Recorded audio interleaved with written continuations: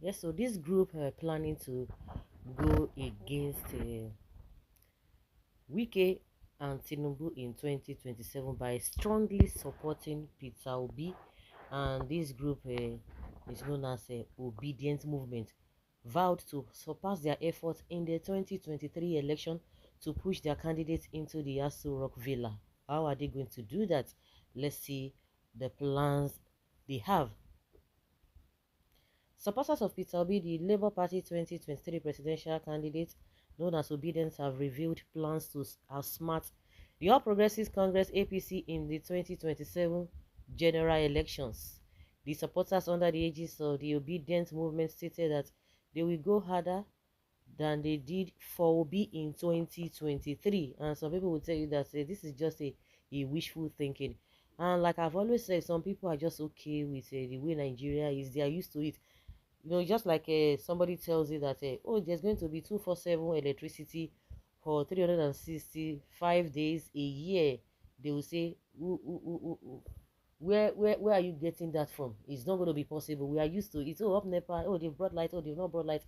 You know, when you call somebody, maybe you are not at home, you call somebody, maybe your loved ones at home, you say, oh, shey Nadia, I say, okay, light day, the next light day, everything, light day, light day. I'm always asking. I for one, I always ask, and people do ask me, oh, and I get light. So it's like it's a normal thing. Some people, I think they still want to live in that lie, and they still want to continue saying that, oh, Nigeria, leave Nigeria, this and that. If you leave it, maybe the government or the politicians who are taking wrong steps, you know that they are taking wrong steps. They will tell you, oh, leave it, at least a baby step, we can start from somewhere. At this stage, you are not supposed to be saying you want to start from somewhere. Some other countries have suffered and they have been able to make it. We are not supposed to go through that route. For the fact that you suffered, you don't expect your children to suffer. You always learn from other people's experience so that you will not fall into that. But no, Nigeria, they will tell you, oh, America made it. Oh, this is how they did it. Oh, they went through all this. Must we go through the same thing? There are lots of things made, things that made things to be easy, technology here and there, but no, we don't want to do that because some people just want to be selfish, and those who are bearing the brunt are the ones who are there defending these people. They will tell you, oh, these people, they are just making mouths. It's a wishful thinking, even with all the nonsense. And there's something that I even hate that people always talk about, that even all the candidates, all the presidential candidates, they said they are going to remove a first subsidy. Oh, they said they are going to do this. Is that how they are going to go about it? Even the people in Tinubu's camp can testify that that was not what they asked him to do. He said he boycotted all of them because that was not the plan. This what it was not supposed to be done the way it was done. And the day he said it on the inauguration of the swearing in day, and they are turning around as if they don't know what we know. It was not part of it, but they just have to, roll along. They will tell you that even if the other presidential candidates, if they have won, that would have experienced this. I say it's a lie. All the nonsense and the entourage, I don't want to go into that. The unfortunate thing that is so painful is that if rain falls, it falls on everyone, and if the sun shines, it shines on everyone. Everybody is bearing this brunt. The problem created by some people, which they have always, of course, they know that things are not going well. They are the ones that will come and say, well, Obi can never be president. They prefer these ones that can be president in as much the person is from their place. Not the majority of them anyway. The group made the pledge at the conference of the All Obedience Forum organized by the Delta Obedience Elders Council in Asaba, the Delta State capital, on Saturday, November 30th, 2024. The state chairman of the Delta Obedience Elders Council, Chief Chris Biose, who delivered a welcome address, thanked all obedience nationwide and in the diaspora for their heroic role individually and collectively in various support groups. He expressed appreciation to the obedient youth across political divide who engaged in the mobilization leading to the defeat of the entrenched APC and the People's Democratic Party in Delta during the last presidential election. On behalf of the obedience movement, I heartily thank all the obedience nationwide and in the diaspora for the heroic role we played individually in various support groups. It was so remarkable that other political parties could not believe their eyes when the obedience garnered over 10 million votes for Mr. Peter Obi within a few months of campaigning.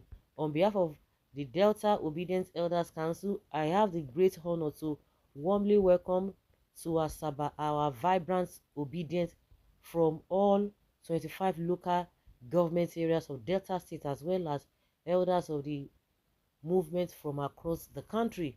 It is time to prepare to reenact the magic of 25th February 2023 with greater intensity and finality.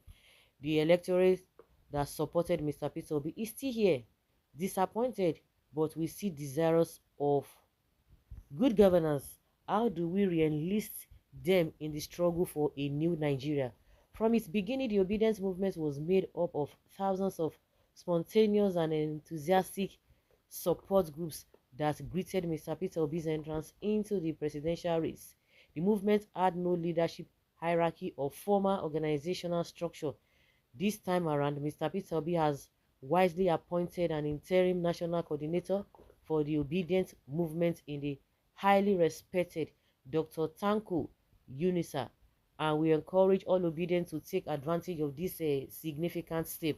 I urge all obedient support groups to work as a team for the achievement of the objective that was rudely and crudely denied us in February 2023. We will do even more than we did in the 2023 election. Obedience is not just about protest marches or online media activism. They are concerned with key issues of the national question, bearing in mind the ruthlessly exploitative and anti-people ethos of the Nigerian ruling class. Obedience yearn for a new Nigeria. This entails dismantling the political structure that sustains the present system of electoral, political, social, and economic injustice in Nigeria, Biose said. Joining the conference via Zoom, Obi highlighted the importance of early mobilization, noting that the theme of the event, reawakening and harmonizing the obedience movement for a new Nigeria, is popularly timely. Given the country's current economic challenges, other participants who spoke via Zoom, including Professor Pat Utomi, Deli Ajufo, Chris Iyowaye, and Dr. Yunusa Tanku, lamented the economic impasse and called on the youth to mobilize early. That is it. Obiko, obedient to me, no vacancy in the village. Now this Agbado, you don't say their life, and all this. Even the northerners, I don't even know the level where they belong to, because they have been beating blue black. But all this Agbado, say they are used to Tinubu kind of a government, a governor. So majority of them, if you see where they live, oh my goodness. So you can pardon them. You can understand them. I told you. Okay, sheer obedience is a failure already, and a long gone out of surface. Hey, it gone out of surface. Now so na talk say na social media, but they garner how many millions of votes within how many months. We can see how what you guys have really you have given to Nigeria, your Agbado man.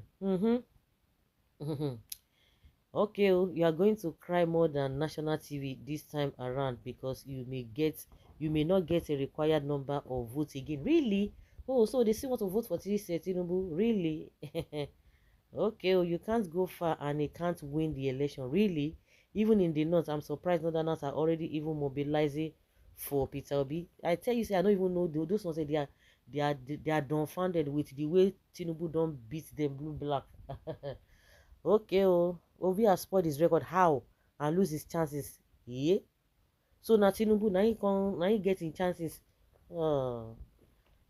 I think a majority of these Yoruba say they need to really call themselves to order, because they are not even, they are not making things. They are not even making things even better for them, because somebody was talking about how Yorubas are liable for the failure of Tinubu. And some people say, oh, no, don't say that. It's not all Yorubas that supported them. So that is the reason why you need to rein into some of those useless people who are going about. They are the ones who are so tribalistic, and they will begin to point fingers at other people. I have never seen such a thing in my life, honestly speaking. I'm sure they are all enjoying this thing. Nobody should nobody should just fall for all this nonsense antics of all this Agbado. That was how they said Obi will not even get a local government this, and none of them can even talk anything about it. Like I said from the beginning, after the election, I've been expecting somebody to, you know, have I would like put it, a detailed talk on how Obi started less than a year, 9 months to the election, and the outcome, to be able to give us a critical details of how the whole thing went, for him to have garnered that this thing with all the nonsense they were saying, oh, social media this. And that was why the INEC and the all of them, they stood firmly to do all those nonsense they did. We can see the results. But the unfortunate thing is there is that you see the people who are suffering are the ones who are even defending them. It's just unfortunate. They can continue with all those their nonsense. So we are all in this together. So guys, let's say your opinion and have your take on this. Thank you.